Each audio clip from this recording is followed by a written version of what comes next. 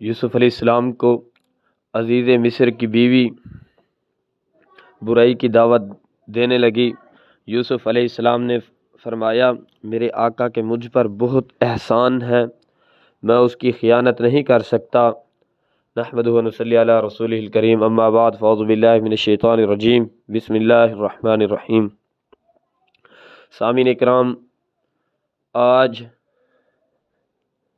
چوتھی نشست ہوگی یوسف علیہ السلام کے قصے کی۔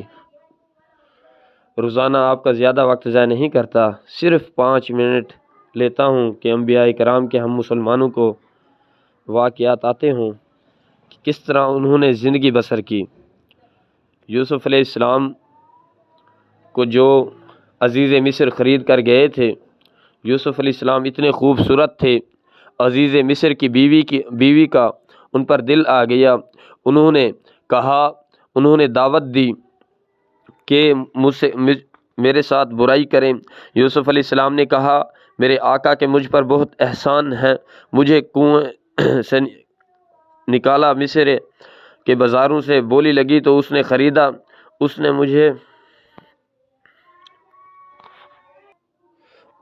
میرا خرچہ اٹھایا، میرا رہن سہن سب کچھ کیا، میرے اوپر اس کے احسان ہے، میں یہ برائی نہیں کر سکتا۔ عزیز مصر کی بیوی کو غصہ آیا تو اس نے اپنے خاوند کو شکایت لگا دی کہ یہ میرے ساتھ برائی کا ارادہ رکھتا تھا۔ یوسف علیہ السلام اس کو پتہ تھا یہ دیانت دار آدمی ہے، یہ بچہ اس طرح نہیں کر سکتا، تو اس نے اپنی بیوی کو غلط کہہ دیا کہ آپ یوسف علیہ السلام پر الزام لگا رہی ہیں، یوسف علیہ السلام اس طرح نہیں کر سکتے۔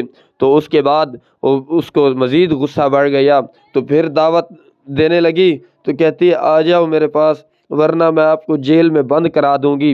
یوسف علیہ السلام کی غیرت کو دیکھیں۔ یوسف علیہ السلام نے کہا میں نے اس کا نمک کھایا ہے، میں جیل میں جانا پسند کر لوں گا، لیکن میں آپ کے ساتھ برائی نہیں کروں گا۔ اللہ اکبر۔ پھر چلتا گیا۔ اس کے بعد یوسف علیہ السلام کو اس کا خاوند عزیز مصر جانتا تھا، لیکن یوسف علیہ السلام غلط نہیں ہے، لیکن اس نے کہا اس کو جیل میں بند کر دیا۔ جیل میں جب چلے گئے یوسف علیہ السلام تو وہاں پہلے 2 قیدی تھے۔ یوسف علیہ السلام کو خوابوں کی تعبیر بھی آتی تھی۔ وہ یوسف علیہ السلام کو خوابوں کی تعبیر آتی تھی۔ وہ جو تھے مشرک تھے، شرک کرتے تھے، وہ خداؤں کو مانتے تھے، یہ روزی کا خدا، یہ سمندر کا خدا، یہ آسمان کا خدا، مطلب انہوں نے خدا کو تقسیم کیے ہوئے تھے۔ یہ خدا روزی دیتا ہے، یہ خدا ہمیں زندہ کرتا ہے۔ یوسف علیہ السلام نے کہا میں ان کو توحید بھی کیوں نہ سکھلا دوں۔ یوسف علیہ السلام نے جو نبی ہوتے ہیں وہ حق بیان کرتے ہیں۔ سامعین اکرام، یوسف علیہ السلام نے ان قیدیوں کو کہا خداؤں کو کیوں تقسیم کیا ہوا ہے؟ روزی کا خدا، سمندر کا خدا، یہ جینے کا خدا، یہ سب چیزوں کا جو پورے جہاں کا خدا ہے، ہم اس کو کیوں نہ مان لیں؟ ہم بکھرے ہوئے کیوں ہیں؟ ایک خدا کو مانے جو سارے جہان کا مالک ہے۔ سامعین کرام، یوسف علیہ السلام نے ان کو دعوت دی، پھر انہوں نے اپنے خواب بتائے۔ ایک نے بتایا کہ میں شراب کوشیدہ کر رہا ہوں، اور دوسرے نے کہا کہ میرے سر پر روٹی ہے اور اس کو پرندے کھا رہے ہیں۔ یوسف علیہ السلام نے پہلے ان کو نصیحت کی کہ آپ ایک خدا کو مانیں، جو شرک کرتا ہے اللہ تعالیٰ اس سے دور ہو جاتا ہے۔ اللہ تعالیٰ یہ کسی کو یہ بتاتا ہے، یہ مجھے اللہ نے تعلیم دی ہے، جو شرک کرتا ہے وہ اللہ تعالیٰ سے دور ہو جاتا ہے، جو شرک چھوڑ دیتا ہے وہ اللہ کے قریب ہو جاتا ہے۔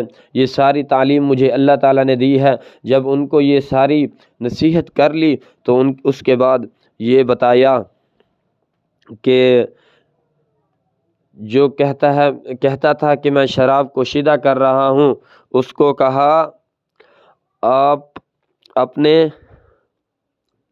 مالک کو شراب پلاؤ گے، آپ اپنے آقا کو شراب پلاؤ گے، اور اس کے بعد دوسرے کو کہا آپ کو پھانسی دی جائے گی۔